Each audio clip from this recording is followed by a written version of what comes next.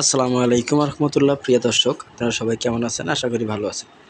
3 ব্যাংকে বিশেষ এডিট শুরু, পর্যায়ক্রমে আরও 8টিতে অডিট শুরু হবে। 3 ব্যাংক হচ্ছে IFC bank, national bank, AB bank. প্রিয় দর্শক, আপনারা ধৈর্য সহকারে পুরো ভিডিওটি দেখতে থাকুন, তাহলে বুঝতে পারবেন যে 3 ব্যাংকের কিভাবে অডিট শুরু করবে পর্যায়ক্রমে। আমাদের চ্যানেলটিতে আপনি যদি নতুন হয়ে থাকেন তাহলে অবশ্যই চ্যানেলটি সাবস্ক্রাইব করে বেল বাটন অন করে রাখবেন।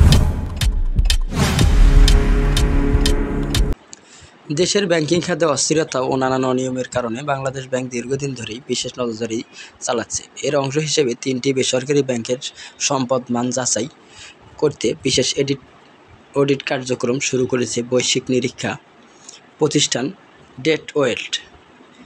সংশ্লিষ্ট 3 ব্যাংক হলো এবি ব্যাংক, আইএফসি ব্যাংক এবং ন্যাশনাল ব্যাংক। কেন্দ্রীয় সূত্রে জানা গেছে, বিশেষ অডিটের দায়িত্বপ্রাপ্ত প্রতিষ্ঠানের ডেলয়েট আনুষ্ঠানিকভাবে গত কার্যক্রম শুরু করেছে। সেদিন প্রতিষ্ঠানটির একটি টিম আইএফসি ব্যাংকের প্রধান কার্যালয়ের পরিদর্শন করে। এ সময় বাংলাদেশ ব্যাংকের কর্মকর্তারা উপস্থিত ছিলেন। কর্মকর্তারা জানান, বিশেষ অডিট শেষে প্রত্যেকটি ব্যাংকের প্রকৃত আর্থিক অবস্থার উপর ভিত্তি করে পরবর্তী সিদ্ধান্ত নেওয়া হবে।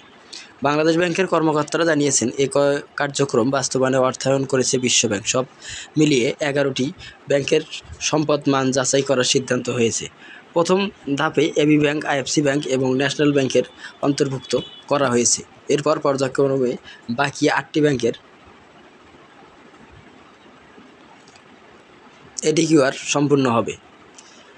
পরবর্তী ব্যাংকের সেটি হচ্ছে Commerce Bank, Islami Bank, Bangladesh Bank, NRB Bank, NRBC Bank, Premier Bank, UBC Bank, Al Arafah Islami bank.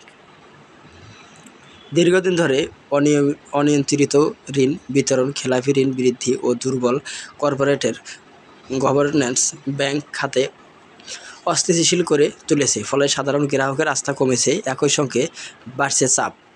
বিশেষ অডিটের মাধ্যমে প্রকৃত চিত্র বেরিয়ে এলে সেক্টরটিতে সংস্কারের পথ তৈরি করতে পারে। ব্যাংকগুলো হলো এক্সিম ব্যাংক, সোশ্যাল ইসলামী bank, ICB bank, first security ইসলামী ব্যাংক, গ্লোবাল ইসলামী ব্যাংক ও ইউনিয়ন ব্যাংক। এই ব্যাংকগুলোর আর্থিক অবস্থা অত্যন্ত নাজুক। অধিকাংশই খেলাপি ঋণ বেড়েছে আশঙ্কাজনক হারে। মূলধন ঘাটতি তৈরি হয়েছে আর প্রতিষ্ঠানের ঘাটতি ব্যাপক আকার ধারণ করেছে। বাংলাদেশ ব্যাংকিং বিশেষজ্ঞরা বলেছেন, একিউআর কার্যক্রম ব্যাংক খাতকে সুস্থ ও টেকসই পথে ফেরানোর একটি কার্যকর পদক্ষেপ। সাধারণ নিরীক্ষায় যেসব অনিয়ম ও দুর্বলতা ধরা পড়ছে না, বিশেষ করে অডিটের মাধ্যমে সেগুলো স্পষ্ট হবে। কেন্দ্রীয় ব্যাংক সূত্রে জানা গেছে, এবি, আইএফসি ও ন্যাশনাল ব্যাংকের অডিট শেষে রিপোর্টের হাতে এলে যেসব ব্যাংকের ভবিষ্যৎ নিয়ে নির্দিষ্ট সিদ্ধান্ত নেওয়া হয়, এর মধ্যে প্রয়োজন হলে পুনর্গঠন ও একীভূতকরণ কিংবা ব্যবস্থার পরিবর্তনের পদক্ষেপ আসতে পারে।